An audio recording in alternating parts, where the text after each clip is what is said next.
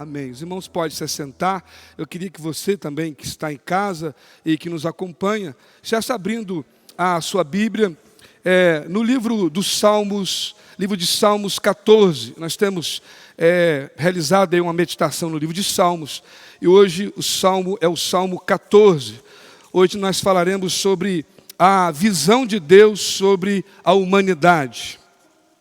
Às vezes eu penso que, como igreja, a gente acaba esquecendo a noção da compreensão divina. Como que o olhar de Deus pode fazer diferença para o meu e para o seu coração. Eu quero ler Salmo 14, versículos 1 e 2, 6 e 7. Nós vamos ler todo o Salmo depois, mas nesse momento inicial, Salmo 14, versículos 1 e 2 e 6 e 7. Mesmo assentados como os irmãos estão, mas com toda a reverência à palavra de Deus, ouçamos aquilo que Deus tem a nos falar através da sua palavra. Diz o texto: diz o insensato no seu coração, não há Deus, são corruptos e praticam abominação, já não há quem faça o bem. Do céu o Senhor olha para os filhos dos homens, para ver se há quem tenha entendimento, se há quem busque a Deus. Versículos 6 e 7. Vocês querem frustrar o conselho dos humildes, mas o Senhor é o refúgio deles. Quem dera que de Sião viesse já a salvação de Israel. Quando o Senhor restaurar a sorte do seu povo, Jacó exultará, e Israel se encherá de alegria. Eu queria meditar com os irmãos essa noite nesse texto, com base nesse tema, a visão de Deus sobre a humanidade. Irmãos, qual é o grande problema da humanidade? A humanidade está em crise. E olhando apenas para a humanidade, com os olhos naturais, nós poderíamos ver alguns dados interessantes. A OMS, a Organização Mundial da Saúde, que também não tem tido muito crédito, mas ela contabiliza que o ano passado nós tivemos cerca de 464 mil homicídios em todo o mundo. Há uma previsão de que nós que estamos no mês de Setembro Amarelo, quando enfrentamos a grande batalha da luta contra o suicídio, ou o que se pode fazer para que, dentro daquilo que Deus capacitou o homem atuar para que cada vez mais nós tenhamos menos suicídio. Mas só no ano passado a OMS registrou 800 mil suicídios. Já não chega às 464 mil mortes por homicídio, 800 mil pessoas morreram por suicídio. Para aumentar a crise da humanidade, só o ano passado nós tivemos 144 mil casamentos sendo desfeitos. E, atualmente, nós temos registrados quase que 800 mil mortes por Covid-19. Quando nós olhamos para a sociedade e vemos cada vez mais, olha que a gente não está falando aqui de desastres naturais, de algumas guerras civis, não está falando do índice de fome, de desemprego, a grande discriminação racial, a corrupção no meio da política, a opressão maligna sobre o povo, os escândalos que vêm acontecendo diante da igreja. Eu, por enquanto, isso estou colocando de fora. Mas, pastor, por que você abre o culto com tudo isso? Meus amados irmãos, o tema da mensagem é a visão de Deus sobre a humanidade. E quando você pega o Salmo 14, que é um salmo pequeno, um salmo composto apenas por 6 versículos, ele vai falar exatamente do maior problema da humanidade, que é o problema do pecado. A raiz do problema está no pecado. E nós vemos isso de forma tão clara, quando no versículo 2 e 3, olha só, do céu o Senhor olha.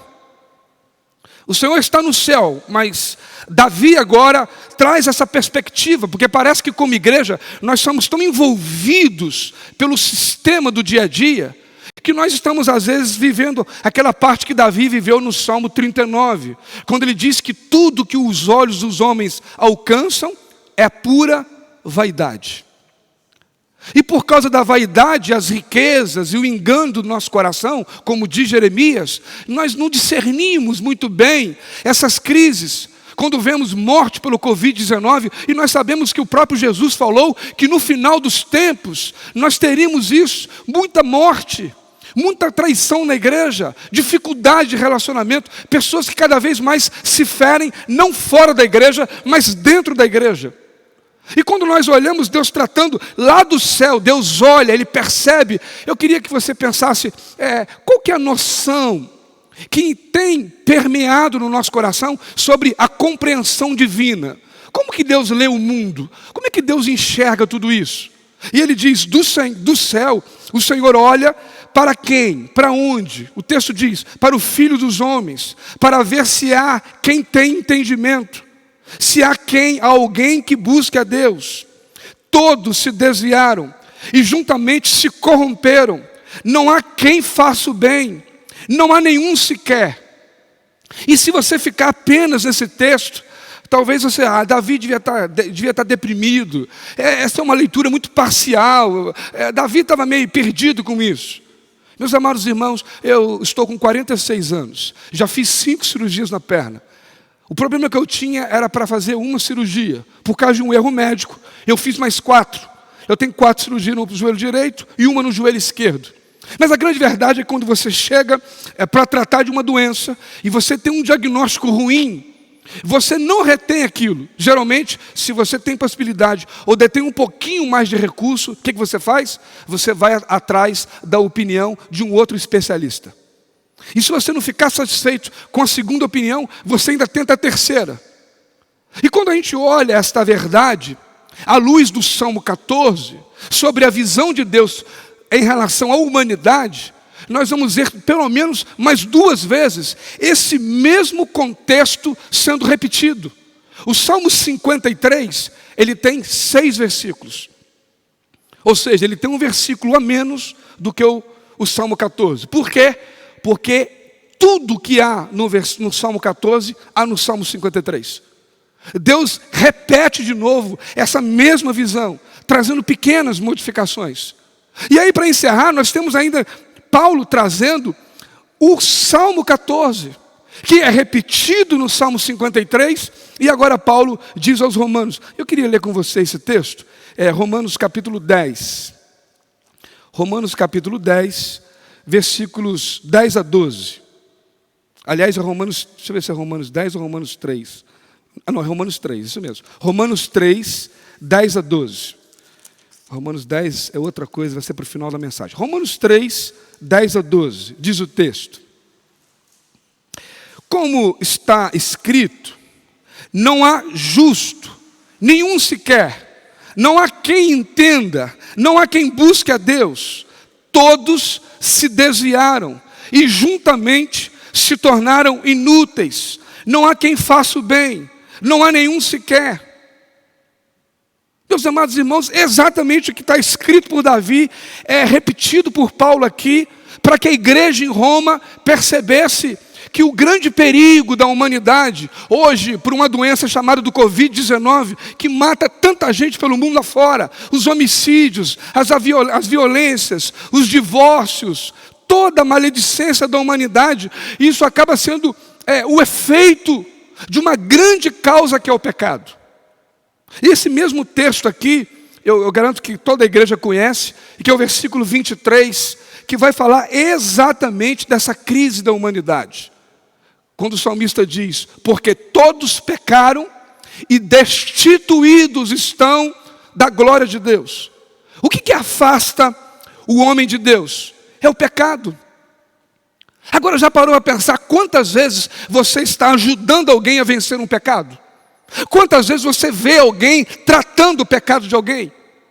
Porque se a pessoa vai no hospital por causa de uma doença, ela quer ser tratada. É lógico que às vezes, por tantas questões, há doenças incuráveis, há doenças que nem tão bem conhecidas. Nós estamos aqui no Brasil com mais de 6 meses de Covid-19. E ainda você tem várias correntes científicas dizendo o que é o melhor tratamento, quanto que vai chegar a vacina, quanto que a nossa vida chega ao normal. mas ninguém trata a maior doença da humanidade, que é o pecado. As pessoas não querem mais entender o que é o pecado. Tirando aqueles pecados capitais, a mentira, o roubo, o homicídio, nós nos esquecemos de tantos outros pecados. O pecado da gula, comer demais, o pecado do ciúme, o pecado da inveja, aquela lista todinha que Paulo trata com a igreja de Gálatas. E aí, quando nós olhamos para o texto em questão, que é o texto da nossa meditação dessa noite, nós percebemos que o que muda isso? Dentro da perspectiva divina, para nós que somos chamados a sermos filhos de Deus. Nós introduzimos, inclusive, o culto desta noite com essa palavra. Aquele que crer, Deus lhe deu o poder de serem feitos filhos de Deus. Então, por muito mais que eu ache o que a pessoa A pense, o que a pessoa B pense, eu preciso me importar com o que Deus pensa sobre a minha vida e sobre a vida daqueles que estão ao meu redor. Isso precisa fazer diferença para mim. E aí nós temos um outro parâmetro, porque nós vamos sair aqui do Salmo 14, e propositalmente eu quero ler com vocês, isso aqui que esse celular meu já está querendo ir embora mesmo, o Salmo 8. Olha, meus irmãos, olha que coisa interessante. Nós estamos falando sobre a pecaminosidade, estamos falando que o problema da humanidade não tem nada a ver com esse efeito, as pestes, as doenças, mas que a causa é o pecado. Agora olha Salmos 8, 3 a 5, diz o texto: quando contemplo os teus céus, obra dos teus dedos, e a lua e as estrelas que estabeleceste, que é o homem, para que dele te lembres, e o filho do homem, para que o visites. Fizeste-o, no entanto, por um pouco menor do que Deus, e de glória e de honra o coroaste. Meus amados irmãos, agora o salmista está trazendo uma outra noção de Deus sobre a igreja. A igreja é aquela que carrega a imagem de Deus. Aquela ideia de Gênesis 1, quando Deus vai criar o homem, Ele diz: façamos o homem a nossa imagem e a nossa semelhança. E aí uma pergunta aqui no livro de Salmos número 8. Ele diz assim: o que é o homem para que o Senhor lembre dele? O que é o filho do homem para que o Senhor olhe para ele? Aí ele diz assim: tu, Senhor, o fizeste um pouco menor, diz o texto, do que o próprio Senhor. Aí ele diz e encerra o versículo 5: tu o formaste e o coroaste com glória e com honra. Essa é a realidade da nossa vida. Ao mesmo tempo que somos manchados pelo pecado, como diz Davi no Salmo 51, em pecado fui concebido, nós carregamos o peso da glória e da honra, porque refletimos a imagem do Pai. Agora, quando nós olhamos para essa questão, a pergunta que vem à minha mente é como Davi começa e termina o Salmo 14. Observe comigo. Primeiro versículo e o último versículo, que são 7 versículos que nós temos no texto base da meditação. Ele diz: diz o insensato no seu coração: não há Deus. São corruptos e praticam abominação, já não há quem faça um bem. Ele introduz o salmo falando da tolice, da insensatez. Não pela insensatez intelectual, mas aquela insensatez moral, de que o homem sabe que existe um Deus, mas ele decide escolher ser indiferente a Ele. Então ele começa mostrando o quanto que o coração do homem impiedoso, que negligencia o compromisso com a palavra. E olha como é que ele termina o salmo. Versículo 7.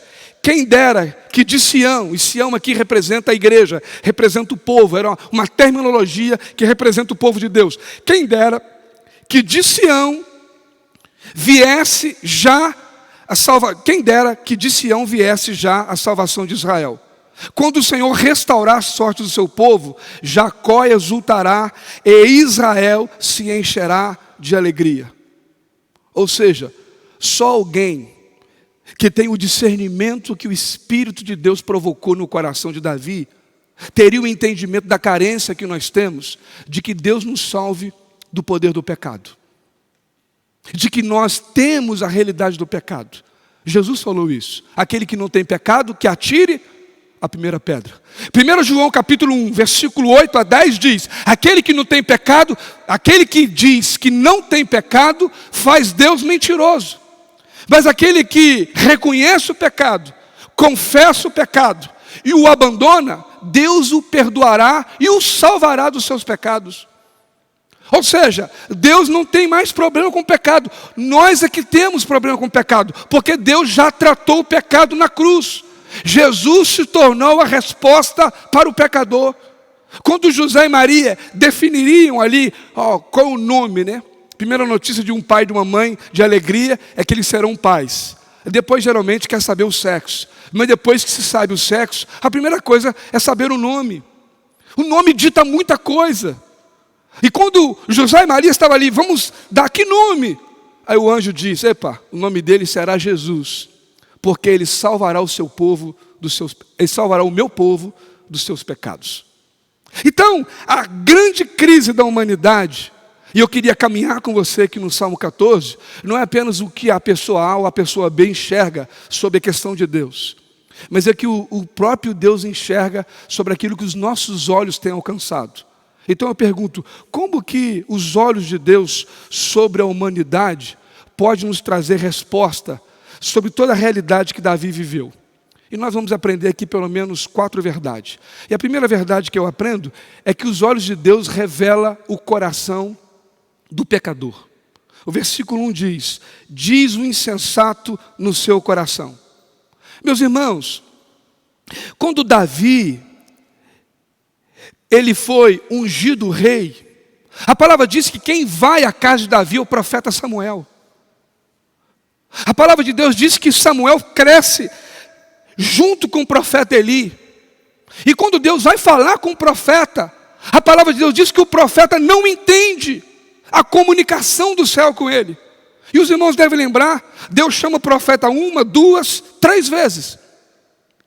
E ele só entende quando o próprio profeta Eli diz: agora, a próxima vez que você ouvir essa voz, você falará assim: fala Deus, porque eu te ouço.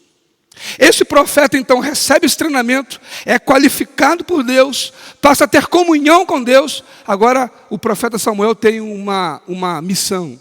Ele teria que ungir o próximo rei de Israel, porque Saul, que era rei na sua época, havia sido rejeitado por Deus, porque Saul havia se rebelado contra Deus, andado como insensato. E aí Davi vai para o lugar certo, para a casa certa. Samuel está no lugar certo, na casa certa, com as pessoas certas, mas o rei que tinha que estar ali não estava. E diz que Samuel procura e identifica: é ele. E quando Samuel vai cumprir a missão para ungir aquele homem, veio uma voz do céu e disse: Samuel, Samuel, Deus não vê como o homem vê, porque o homem vê a aparência, mas Deus vê o coração.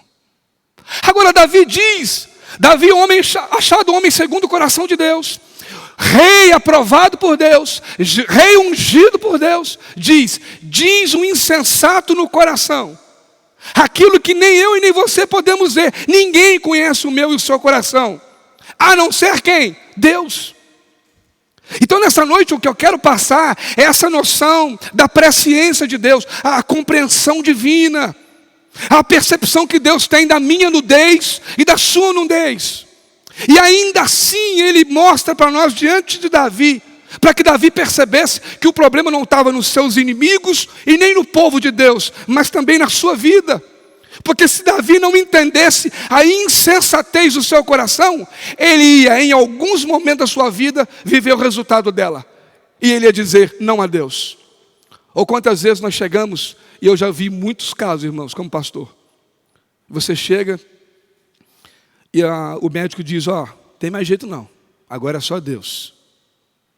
Mas aquela expressão já era. Pode orar, você que reza, reza, você que ora, ora. A grande questão é o seguinte: já era.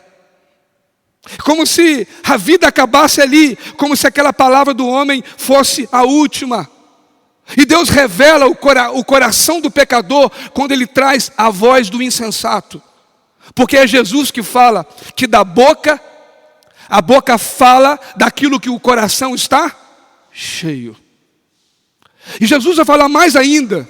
Ele vai dizer: aonde estiver o seu tesouro, ali estará o seu coração.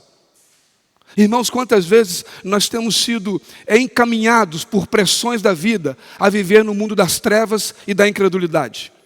Nós temos fé para trocar de emprego, nós temos fé que Deus não vai deixar faltar alimento na nossa casa, nós temos fé que teremos um bom casamento, mas nós não temos fé mais nas pessoas. Nós não queremos andar lado a lado, nós não queremos ouvir problemas, nós não queremos estender a mão, nós não queremos usar da compaixão que o próprio Deus tem usado para nós. Por quê? Porque a insensatez tomou conta do nosso coração, aquilo que move a nossa vida.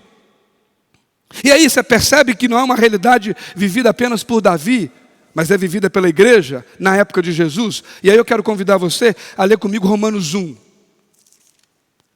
Teologia paulina, dada por Deus, como que faz a gente crescer? Romanos 1, 18 a 23. A ira de Deus se revela do céu contra toda a impiedade e injustiça dos seres humanos, que por meio da sua injustiça suprimem a verdade.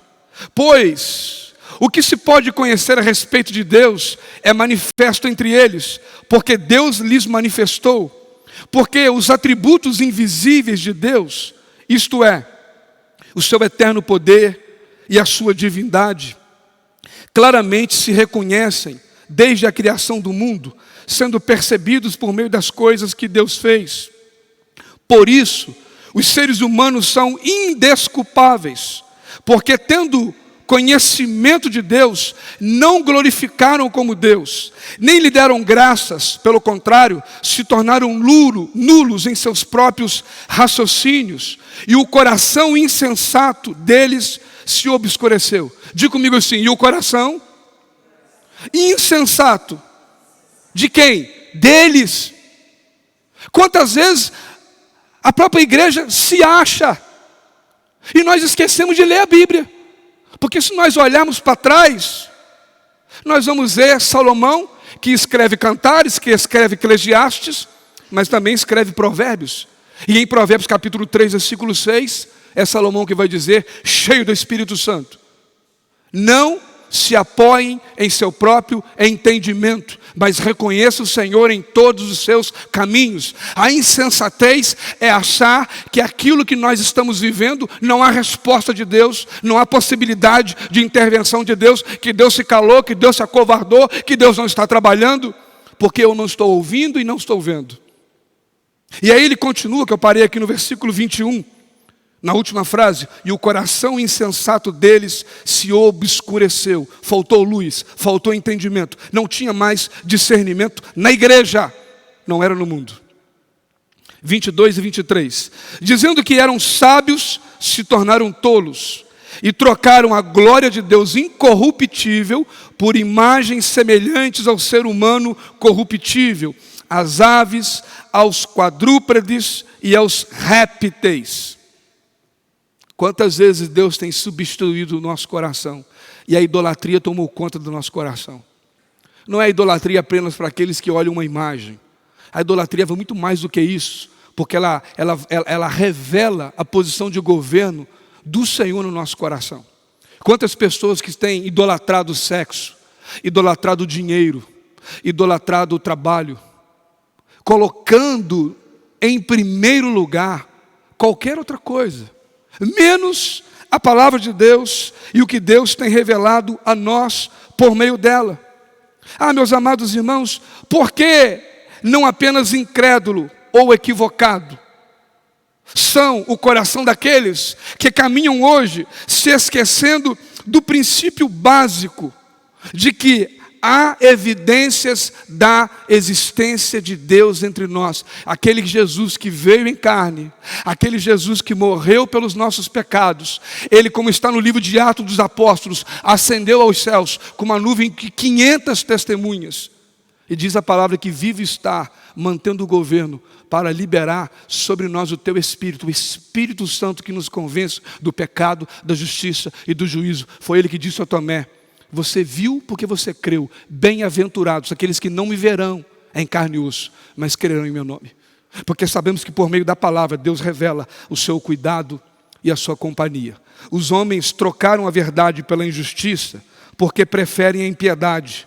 Trocaram a sabedoria de Deus pela loucura do pecado, porque não querem ter que lidar com a realidade dos fatos.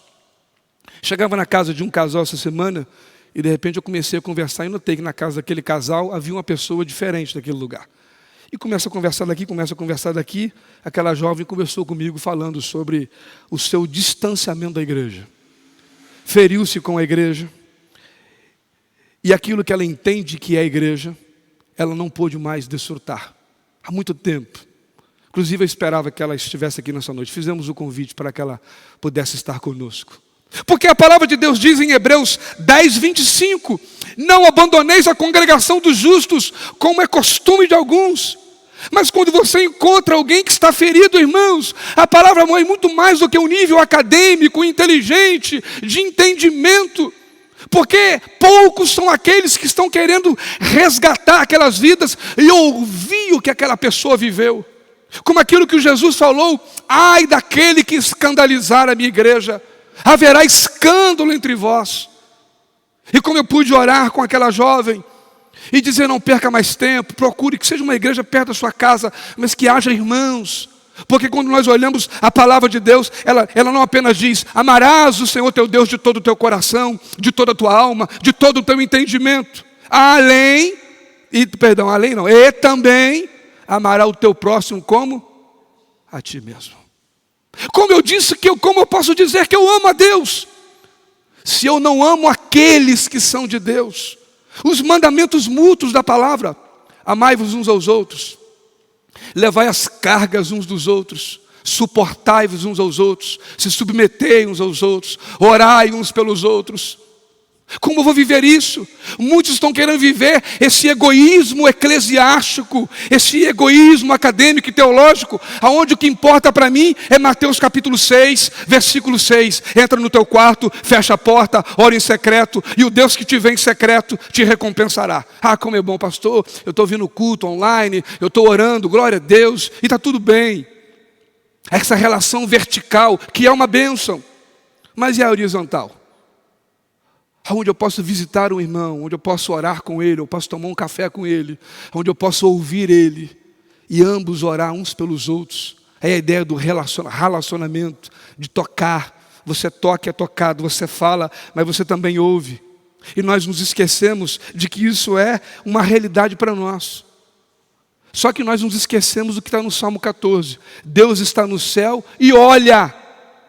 E quando Ele olha para a terra, Ele revela o coração.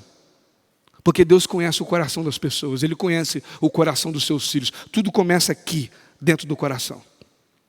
E nós precisamos ser aqueles que serão agentes resgatadores, porque a palavra diz, ide pregar o evangelho a toda criatura. Eu que sou portador da palavra, eu que carrego o bom depósito do tesouro, preciso compartilhar. Abre a tua boca que eu encherei, o discurso já foi dado a mim, eu já sei o que fazer. Quantas vezes alguém fala, toma café da manhã, toma café da tarde, almoça, janta. Não, você levanta e você come. Se você está dieta, você vai comer menos do que comeu no início da pandemia. Mas nós já sabemos o básico, tomar um golinho d'água, quantos litros d'água eu tenho que tomar. Você fica, eu vou orar hoje, para Deus falar comigo, quantos copos d'água eu tenho que tomar? Não, você sabe que tem que tomar água. E quantas vezes nós sabemos que temos que pregar o evangelho? É João 15, 5, sem Jesus nada podeis fazer.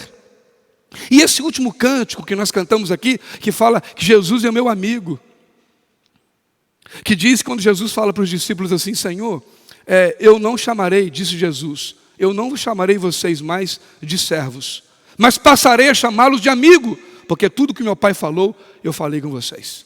Vida sem restrição. Quando Deus olha para nós, Deus revela o coração do pecador. Segunda verdade, o texto diz, Deus também revela o comportamento do pecador.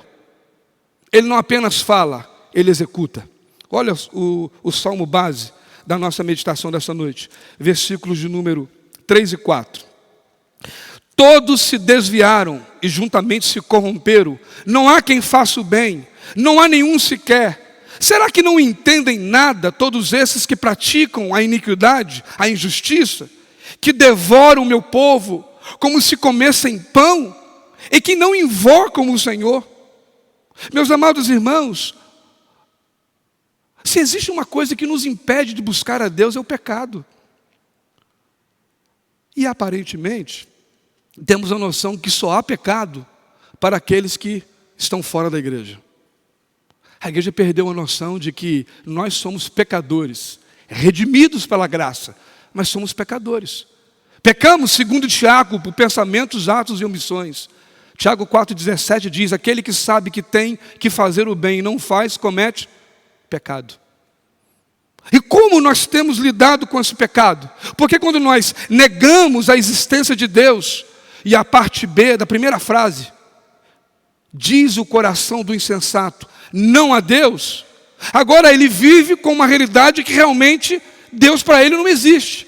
Porque quando a palavra diz no versículo 4, não há nenhum justo sem quer, inclusive eles, não há ninguém que invoque o meu nome, o nível da depravação total era tão grande que o povo perdeu a fé total em Deus. Aquela história de que ninguém mais quer orar pelo outro.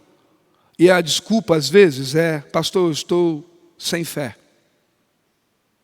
Mas é possível a igreja estar sem fé? Porque quando Paulo diz aos Romanos capítulo 12, versículo 3, Paulo diz na última frase: Deus repartiu a cada um de nós uma porção de fé, uma medida de fé.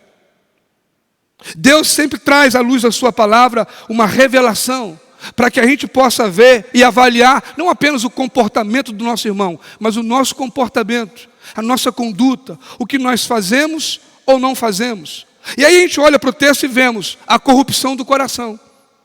Diz o insensato no seu coração. A falta de sabedoria, porque não há mais palavra. 1 Provérbios 1,7 diz que a sabedoria vem pelo temor a Deus. Tiago vai dizer mais ainda: ore a Deus pedindo sabedoria, porque Ele lhe dará liberalmente. E o primeiro problema do comportamento é a corrupção do coração, porque nos falta a palavra. Aquele cântico do Salmo 119, versículo 11: a tua palavra escondi, guardada no meu coração, para que eu não venha pecar contra ti. O que a gente tem guardado no nosso coração? A tendência nossa é guardar o negativo, sim ou não? Senão Paulo não traria advertência em Romanos 8,31. Se Deus é por nós, quem será contra nós?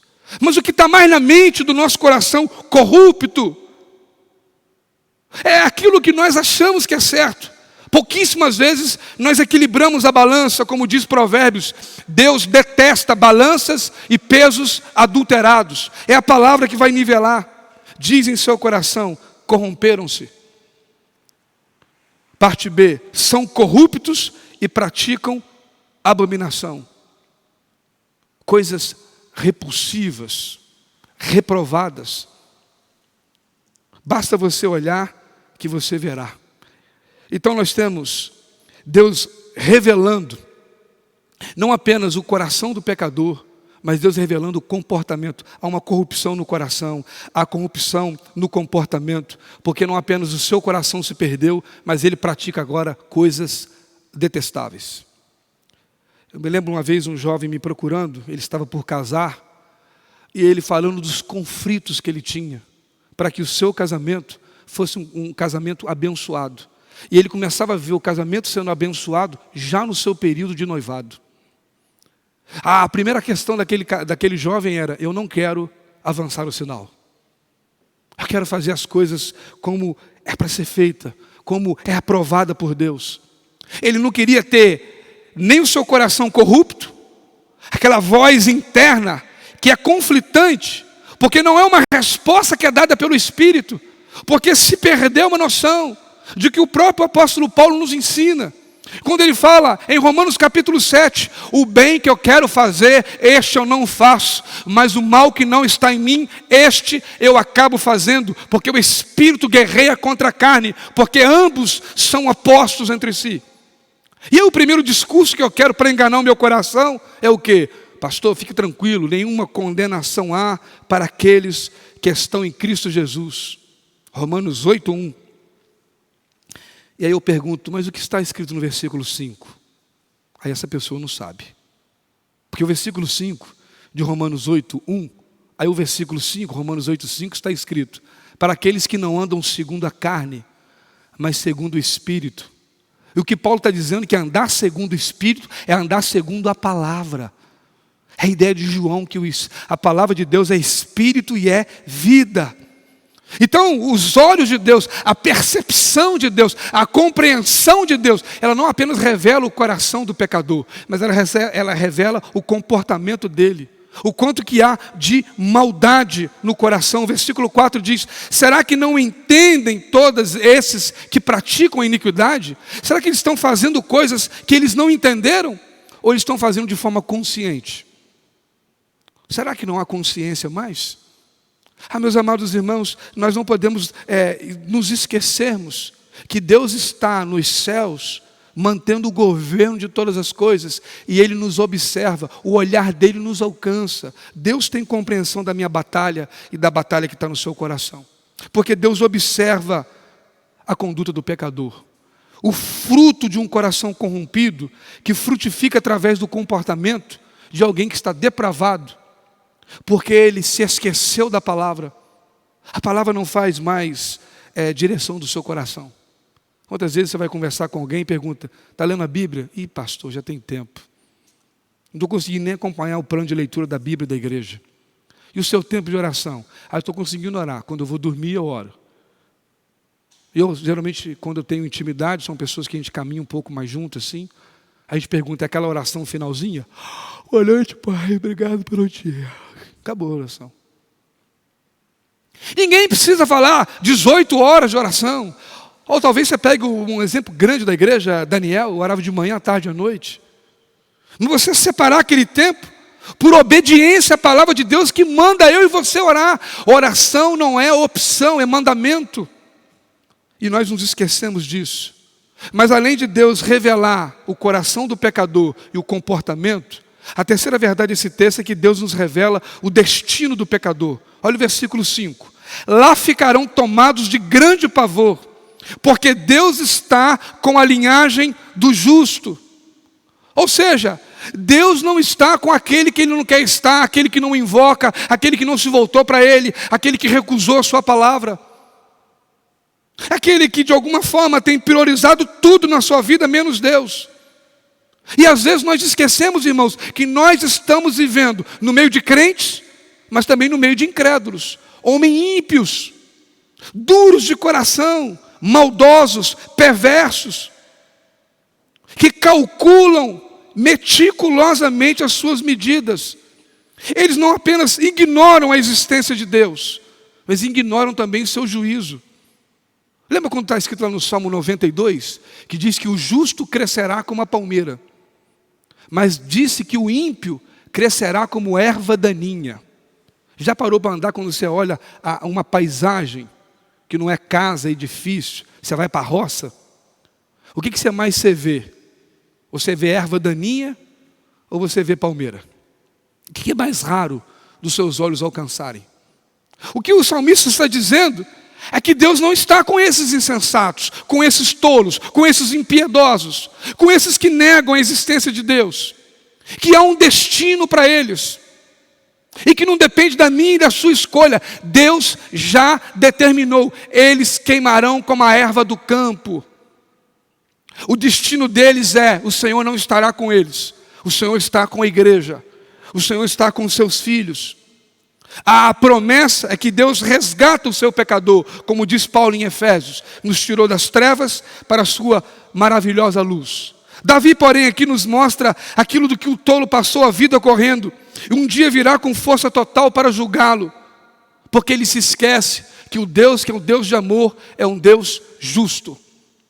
Então, o Deus observa para que Ele revele a insensatez do coração do pecador, para que Ele revele toda a conduta do pecador, e você saiba exatamente quem é e o que essa pessoa não é em Cristo, e qual a sua necessidade, porque o nosso dever é orar pelos pecadores, porque nós não sabemos aqueles que são salvos, nos enganamos muito. Às vezes eu acredito que tem gente que está no céu e está botando no inferno. E tem gente que já está no inferno e nós estamos colocando no céu, porque às vezes a gente vê muito raso. É por isso que a palavra de Deus, a palavra de Deus diz: pelo fruto conhecereis a árvore. Mas há uma quarta verdade nesse texto. Deus não apenas revela o coração do pecador, a conduta do pecador e o destino do pecador. Eu aprendo aqui nesse texto que Deus revela o cuidado dele para com o seu povo. Olha o versículo de número 6 e 7. Vocês querem frustrar o conselho dos humildes, mas o Senhor é o refúgio deles. Quem dera que de Sião viesse já a salvação de Israel. Quando o Senhor restaurar a sorte do seu povo, Jacó exultará e Israel se encherá de alegria. Meus amados irmãos, às vezes nós vivemos tempos tão tempestuosos que nós esquecemos que a promessa de salvação é uma verdade para nós. E que Deus não apenas nos salvou do inferno, mas Ele salva de tanto perigo. Deus tem nos dado tanta libertação, Deus tem provido tantas coisas. E dentro da provisão de Deus, a parte B do versículo, quer que eu e você não se esqueça disso. Você tem que gravar isso, porque isso é promessa para mim, mas é promessa para você. Olha a garantia que Deus dá no versículo 5, a última frase. Porque Deus está com a linhagem do justo. Quem é esse justo aqui? São aqueles que foram transformados pela palavra. 2 Coríntios 5, 21 diz que todo aquele que está em Cristo Jesus foi feito justiça de Deus. Romanos 1, 17 diz que a justiça de Deus é revelada pelo Evangelho. Ou seja, se eu tenho a palavra, a justiça de Deus me foi feita. Por isso que quem é justificado pela fé em Cristo, não tem mais justificativo pelo pecado. Ele se desarma. Porque ele detém a companhia de Deus. É Deus que me informa o quanto que eu me desviei ou não. É Ele que me convoca a trazer de volta para o meu coração a sabedoria que por algum momento eu perdi. Só que às vezes como igreja nós nos esquecemos disso. Já viu como é que quando você está perto, dependendo de quem você está perto, você muda até o tom de voz? Agora, se você acha que você está sozinho, que ninguém está te vendo, como diz a máxima de alguns pensadores, quer ver se alguém é crente ou não, cristão ou não, começa a ver quem ele é quando ninguém está vendo ele. Quando ele está no meio de alguém ou de um povo que ninguém conhece ele. Quem ele é. É naquele momento ali que às vezes você sabe lá como o termômetro do seu coração. E diante de toda a dificuldade que o pecado tem trazido para a nossa realidade hoje, Deus ainda fala, eu estarei no meio de vós. Mateus 28, 20 diz que Jesus faria isso até a consumação dos séculos. A forma que Deus tem para cuidar do seu povo é nos abençoar com a sua companhia. Deus revela a sua companhia, trazendo irmãos generosos para a nossa relação, trazendo irmãos piedosos. E quando nós caímos, esses irmãos terão os braços estendidos, como Paulo diz, em 1 Coríntios 10, 13, se você está em pé, olhe para que você não caia. Quantas vezes nós compartilhamos aí pela rede WhatsApp da igreja, motivo de oração pelos nossos irmãos, e os irmãos são alcançados por uma graça de Deus, porque a igreja estava ali orando. E outra forma que a gente vê como cuidar de Deus aqui é a parte B do versículo 6. Ele garante a sua companhia, porque Ele traz sobre nós o refúgio. Há momento, irmãos, que você pode estar num hospital, você pode estar aqui na igreja, mas a única segurança que você tem é que os braços do Pai estão sobre a sua vida. Você se sente abraçado, tocado. A gente carrega algumas experiências que revelam muito o cuidado de Deus. Uma vez eu estava na porta da igreja, e eu estava ali, o culto estava para começar. Quando eu vim para começar o culto, eu senti uma voz bem inteirona, fica aqui. Aí quando eu vi, tinha uma irmã chegando. E essa irmã chegou, eu a chamei, ela, vou entrar, só um minutinho, vem cá. Essa irmã veio, eu a abracei, a cumprimentei com um abraço, ela foi embora, eu vim, o culto começou, acabou o culto. No outro domingo, essa irmã me chamou e disse assim, pastor, você sabe o que o senhor fez comigo no culto passado? Eu disse, o que eu fiz? Ela, o senhor me deu um abraço. Estou lembrado, deu um abraço. Portanto, eu saí de casa, andando até o ponto de ônibus, peguei um ônibus, desci no outro ponto e fui a pé para a igreja. E a única oração que eu fazia silenciosamente era que eu queria que Deus respondesse a minha oração. E eu pedi a Deus, o Senhor pode me dar um sinal? Mande alguém me abraçar. sem que eu peça um abraço. E naquele momento que o Senhor me abraçou, eu senti Deus me abraçando. Então, para aquilo que para mim era mais um encontro, uma irmã tão querida, para ela era uma resposta de oração. E quando nós olhamos aqui, quantas vezes o que mais nós carecemos é de que Deus seja o nosso refúgio, o lugar onde você se sente protegido, acolhido, restaurado, livre, cheio de alegria, restaurado diante de uma sociedade tão corrompida. E aí Deus fala, como última forma de seu cuidado aqui, quisera, olha aqui diz o versículo 7, quem dera de Sião já viesse a salvação de Israel. É como se Davi estivesse lendo aquele Salmo 70. Senhor, eu oro para que o Senhor apressa-te, volte logo. Ou como Paulo, quando foi arrebatado até o terceiro céu, ele diz, e coisas indizíveis. Quisera eu poder ter partido e permanecido naquele lugar que Deus me colocou, mas ainda pesa no meu coração estar entre os irmãos. Mas naquele momento, tanto Davi e agora quanto Paulo, viram como que o cuidado de Deus na vida dele aconteceu nos mínimos detalhes. E eu quero concluir essa reflexão dessa noite dizendo que a visão de Deus sobre toda a humanidade nos é revelada aqui no Salmo 14 como esse ato peculiar. Deus está nos céus olhando para a vida de cada um de nós. Ou seja, nós detemos a atenção de Deus. Por que isso, pastor? Porque Deus nos ama. E o amor, ele sempre traz você para perto. Ele sempre acaba com a distância. Ele sempre traz para um nível de intimidade. Mas isso só é possível porque não apenas em cima no céu, mas como embaixo na terra, só há um nome que nos é trazido para que importa que nós sejamos salvos. Jesus Cristo. Se não for por Jesus, se não for pela palavra de Jesus, se nós não reconhecermos a graça de Jesus e que temos o perdão para os nossos pecados, o olhar de Deus não fará tanta diferença, porque eu continuo na minha perspectiva, eu continuo na minha percepção, e eu esqueço da leitura que Deus já fez do mundo, e o quanto que eu sou mudado por essa leitura, porque essa leitura me é dada quando eu me deparo com a sua palavra. Ah, meu querido irmão, se eu tivesse para desejar alguma coisa para você nesta noite, eu não apenas desejaria cura para essa doença que te atormenta tanto, lutas e batalhas. Outros irmãos têm me ligado, cirurgia bariátrica que vai fazer, procedimentos cardíacos. E Deus tem promessa de cura para a igreja. A palavra de Deus diz que Deus traria sinal. Mas a maior libertação, a maior necessidade da nossa vida e do nosso coração é a palavra. E nós só conheceremos a visão de Deus e só estaremos alinhados com a visão de Deus se nós estivermos meditando na sua palavra dia após dia e andando com aqueles que são da palavra. Porque esse é o chamado que Deus tem para mim e para você. Eu queria que você encerrasse comigo, lendo comigo o Evangelho de João, capítulo 6, versículos 60 a 65. João 6, 60 a 65, diz o texto. Muitos dos seus discípulos, tendo ouvido tais palavras, disseram, duro é esse discurso, quem pode suportá-lo? Mas Jesus, sabendo por si mesmo que os seus discípulos murmuravam a respeito do que havia falado, disse-lhes, isso escandaliza vocês? Que acontecerá então se virem o Filho do Homem subir para o lugar onde primeiro estava? O Espírito é o que vivifica, a carne para nada aproveita.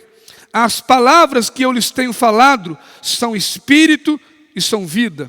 Mas há descrente entre vocês. Ora, Jesus sabia desde o princípio quais os que criam e quem ia traí-lo. Então prosseguiu, por causa disso é que falei para vocês, que ninguém pode vir a mim, se não lhe for concedido pelo Pai. Meus amados irmãos, que você que está ao alcance dessa palavra nesta noite, saiba que o único lugar que Deus deseja que você esteja é debaixo da revelação da palavra. Que o seu coração esteja exposto a essa palavra viva e eficaz. É porque nela temos a promessa de viver uma vida abundante na presença de Deus. Ou seja, não há nada que atormente o meu coração que não será tratado na palavra. E toda descrença que o nosso coração tem enfrentado será quebrada quando o nosso coração se manter confrontado por essa palavra viva e eficaz.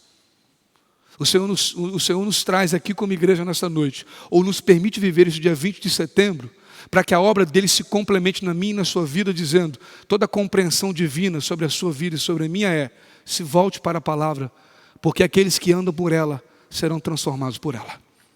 Não há nada na minha vida que pode ser mudado se eu não tiver a palavra.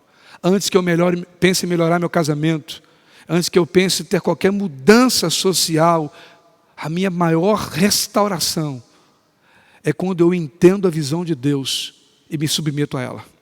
Eu queria nesta noite orar para que a gente possa ter um coração que possa ter esse discernimento.